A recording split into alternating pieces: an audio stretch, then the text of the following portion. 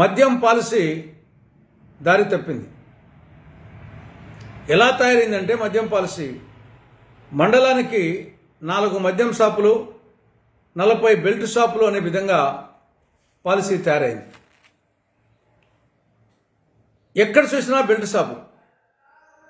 అంతెందుకు home minister సొంత నియోజకవర్గం పాయకరావుపేట నియోజకవర్గంలో ఎస్ రాయవరం మండలంలో పేట సూదిపురం అనే గ్రామంలో నిన్నటి రోజు బెల్ట్ షాప్ కోసం దండోరా వేసి వేలం నిర్వహించారని పేపర్లో రావడం జరిగింది.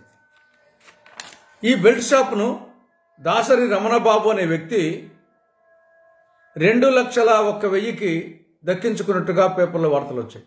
అంటే ఒక్క బెల్ట్ షాపు వేలం పాట వచ్చేసి 2,01,000. సాక్షాత్తు హోమ్ మినిస్టర్ నియోజకవర్గం.